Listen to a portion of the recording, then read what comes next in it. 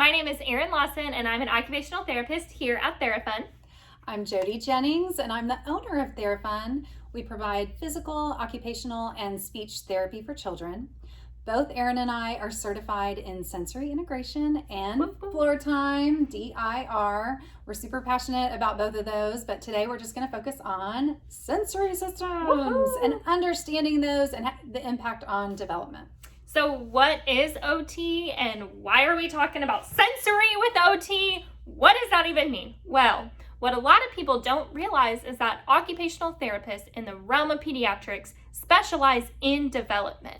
So we're constantly thinking about the development of motor skills. Is the child able to move around and explore their environment? The development of activities of daily life skills, including getting dressed and eating and fastening their pants, which requires fine motor skills. So the development of fine motor skills, so many things developing at the same time. Social skills and sensory systems are developing as well. So when we look at play, which is a child's occupation, we're thinking about the sensory systems and how those are impacting your child's ability to play.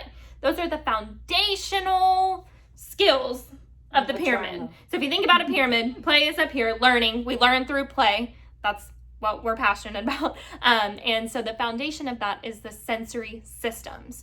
And so whenever there's some sort of dysfunction or something with the sensory systems, we can't work up the pyramid.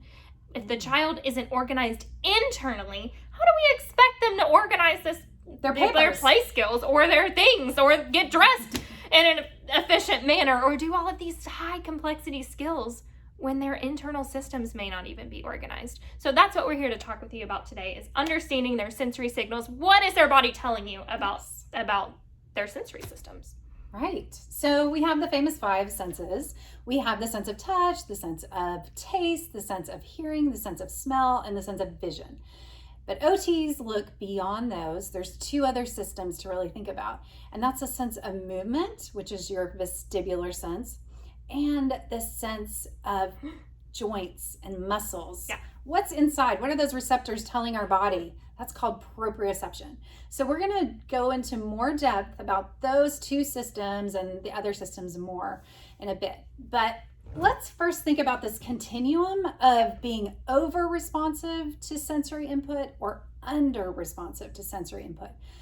If you came here for an evaluation, you would be filling out this sensory profile, and we'd be really taking a close look to see what is driving your child's movement, what's driving their behavior. And we think of it through a sensory lens, and we want to teach you how to do that as well today. So I'm thinking, you might think I don't have sensory issues. Well, we all do. We all are somewhere on this continuum. So I'm going to be the first one to admit it. I have sensory issues. So one is that I'm a tactile seeker, so it's really hard for me to sit next to her and touch her fuzzy sweater because that's how I shop. I shop with my hands. And I am over responsive visually. So when the room is cluttered or I go into a room with bright lights like fluorescent lighting at Walmart, I just want to stay away. My brain goes into shutdown. I can't think in an organized way. I become indecisive, maybe cranky, and I'm an avoider of it. And it really helped me when I figured out my own sensory systems to know when I am going into an over responsive sensory state. It's not just that I'm cranky. It's like I'm going into a shutdown. I'm overstimulated. I need to just leave now. So I know how to take care of myself better because I understand my own sensory reactions and my own sensitivities. So as a child, I loved the sense of touch, like digging into the mud and pouring water and getting really dirty. Well, a lot of kids that come here, they are the opposite of that. They are over responsive to touch. So maybe that's why we're both OTs, is because I also love the sense of touch. Probably. Whenever a child is in the clinic and they're playing in shaving cream, skating in the shaving cream, I'm like, do you want someone to skate on the shaving cream? Right. Yes, you heard me right. with you because my socks are off. I'm ready to go. I love the sense of touch as well. And so they're in the bean bin. I'm like, let me hide some things for you because I'm craving that tactile experience as well. I am a movement avoider. I want nothing to do with my feet off the ground. I'm going to stay right here. I'm not going to spin on this fancy spin board. I'm going to stay right here.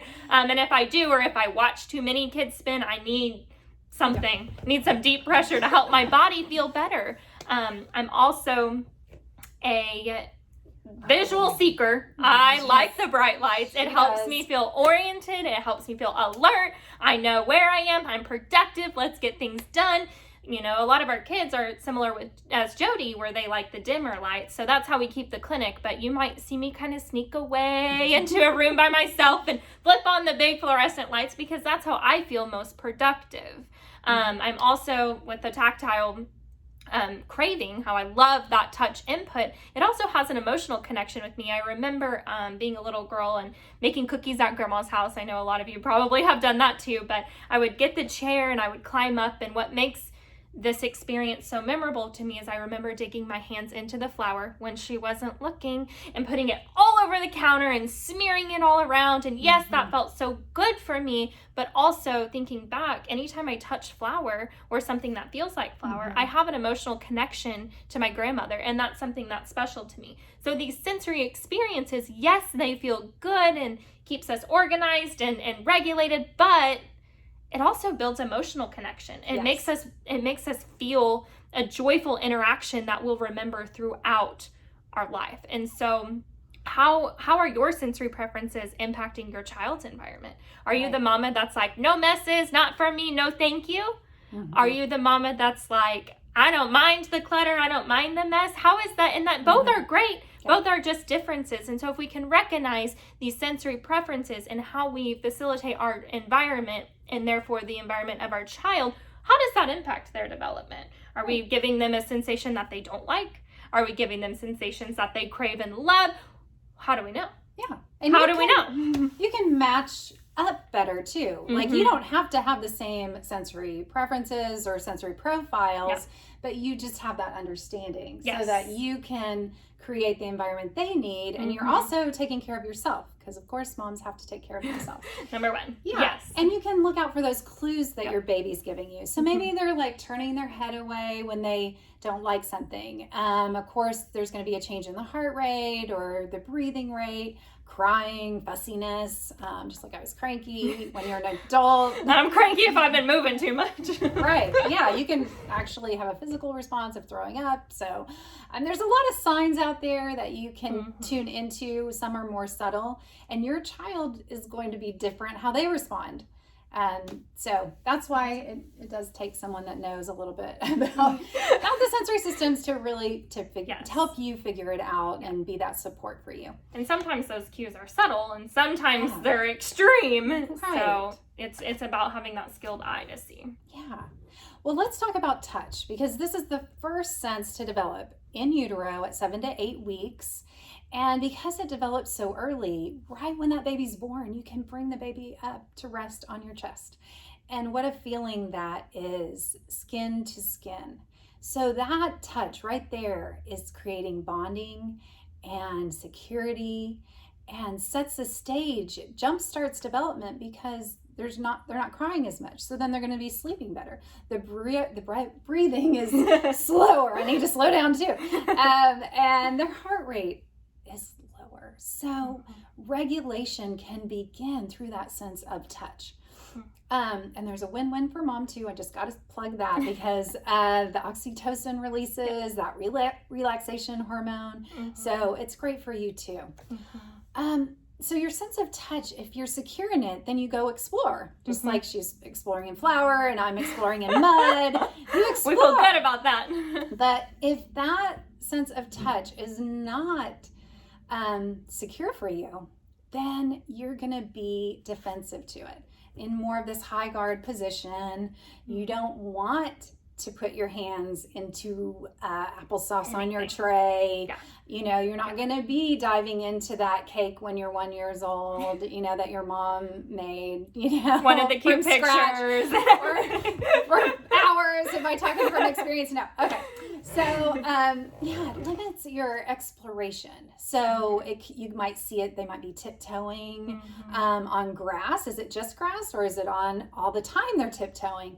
Because you can get in this high guard position if you're tactily defensive, where everything is making you react.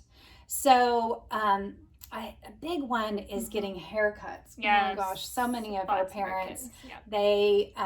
they do not like the light touch of the hair when it's falling onto their skin. It's just like, ugh. Yeah. So irritating to them. Or trimming their fingernails. You know, so you want to be looking out at how they're even holding their spoon, because if they're tactily defensive, they might not have it on their palm. They might not be crawling with their whole palm on the surface. So when your tactile system is not, making the connections like it should, it's going to make you avoid. And it can impact development in many different ways. Let's dive in to the auditory system, because this is another one of the famous 5 that you all have probably heard about before. So auditory system, obviously, we hear sounds in our environment and we orient to them. So as an infant, your child, one of the first sounds that they hear is your voice.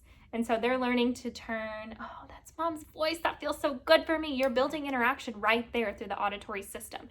They want to come, once they start developing even more, they want to come crawl to you, Mom, I want to see you, or that toy is so cool, I'm going over there, it made a cool noise, I want to see. So they're able to locate the sound in space. The auditory system is unique because it's one of the senses that tells us about our space. You can go into a room with your eyes closed and you can talk, and the walls will give you feedback about the size of the room. And so it's an interesting sense in that, because it's giving you feedback for spatial awareness more than just sounds. So what happens when a child is oversensitive to sound? We get a lot of parents that come in saying that their child covers their ears for sirens or for fireworks, those loud booming noises. That's an over-responsive response to the auditory input. Another interesting response that we hear all the time is those low frequency noises. So these are the noises that are like the lawnmower, the vacuum cleaner. My child is okay with loud noises, but not these noises. That's because the sound waves they're big frequency waves, and so it's different because they can't orient them as well in space. It's harder to locate, and so it seems scary because they're not able to say, oh, that lawnmower is coming from over here. They have this spatial awareness that's, wow, what's going on? And it can be an overwhelming experience. These are the kids that might, for nothing, go into that public restroom. That hand dryer is too loud. We've got one. Right. Our bathroom here. The automatic toilet is too much. Those, these children are avoiding everyday tasks of going into the public bathroom. And so that can impact potty training. It can, over-responsiveness to sounds can impact sleep. Because if they're tuning in too much to what's going on in their environment, the wind howling or the, birds that are outside or whatever it is, they're tuning in too much to these sounds, not able to filter through, and therefore it's impacting their sleep patterns. So it's important to identify these signs. Oh, my child's not sleeping. Well, could it be related to the auditory sense? In contrast, you have the kids who are under-responsive to auditory and they want that loud music all the time, or you have to, hey, can you hear me? Can you hear me? You feel like you're trying a million times to get their attention. And so that can be another factor as well. I was just thinking about that when you were saying, how you're filtering that information. And with that sense of touch, the clothing. Oh my gosh. So tagless shirts are a miracle for tactile defensive kiddos. But that's a bit of a red flag. I mean, who likes tags? No one likes tags. But if your child only likes one pair of shoes, one pair of pants, or one brand, and you're spending a lot of time as a parent figuring out what you can get them to wear, that might be more of an issue with their tactile system that you want to get checked out. Just like with the auditory system, it's, it becomes yes, we all have preferences with noises. Maybe we don't like loud noises, but is it hindering their ability to go into the bathroom and to potty train and to sleep and to do all of these things? That's kind of the difference with preference versus, okay, we need something here. We need some support. Yeah. So we're going to talk about an internal sensory system called the vestibular system. Ooh. So this plays an essential role in your relationship to your body, gravity, and the physical world. It's located in your inner ear, and it helps you have, of course, your sense of balance. I was just bouncing on the ball, balancing here. They don't even know. We are sitting on balls. Okay, we will admit it. Okay, we like the sense of movement. Did we talk about that? A little bit. We kind of like the sense of movement. So, I'm sorry. They kind of make little squeaky noises too. So, but let's get back. We can filter that out. Right? Yeah, we can filter out. We hope you're filtering that noise out too, so you can focus on what we're saying. If not, dim the lights and get back to it. Okay, so inner ear, we've got our vestibular system, and if it is not, I don't want to say dysfunctional, but sometimes it processes differently. It's not efficient. Yeah, it's not efficient, and you can be an over responder to vestibular, which that's her, right? Or you can be under responsive, and that is the child who is actually seeking a lot of movement in their environment. They might be jumping on that trampoline nonstop, and then they're crashing into some cushions, and then they're running around the room, and you're like, where do they get all this energy? What's going on? And it's not just about energy. If you really pay close attention, you want to figure out, are they really seeking a lot of movement? Are they going upside down a lot?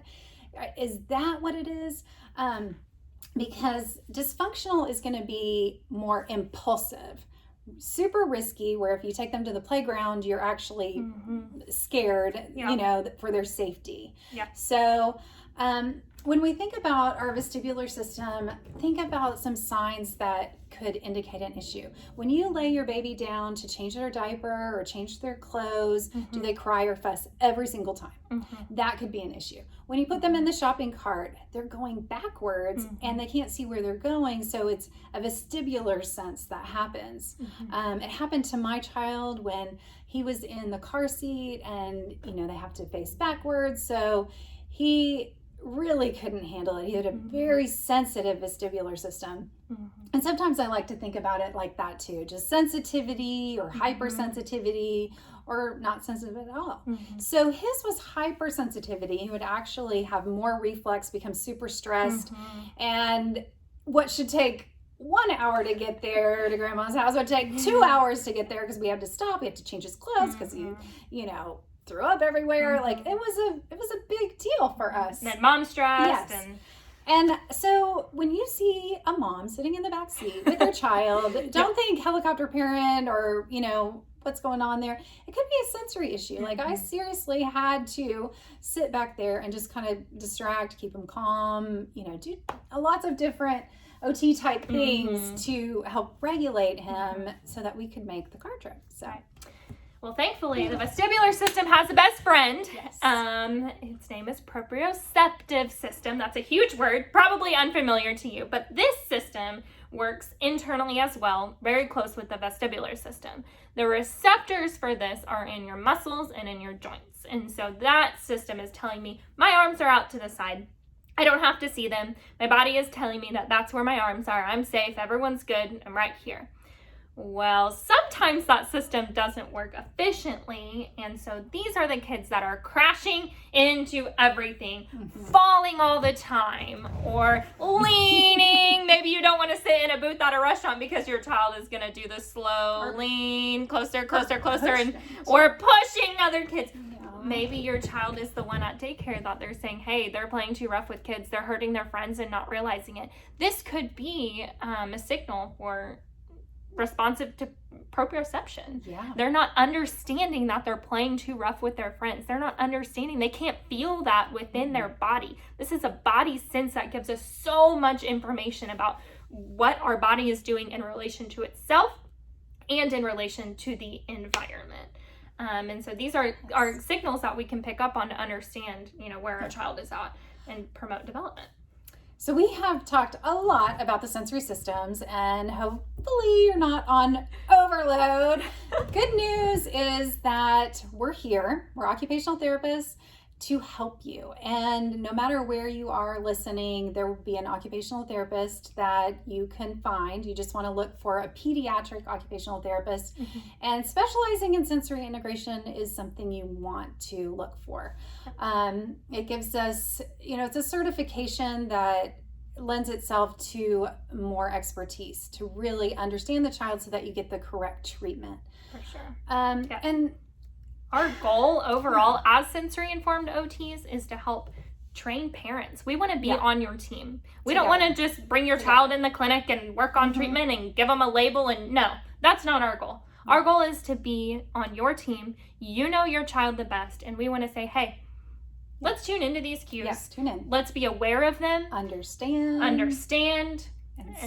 And support. We want to be able to help you provide the most supportive environment for your unique child, because that's when development blossoms. When they feel good, when you feel good, and we're overall bonding and having joyful interactions with one another. Yes. Yay! So I hope you got a little information or too much information, but reach out if you have any other questions or concerns. We're here. We love to talk sensory. We love to talk play. I don't think they figured that out yet. No, probably not, but we do.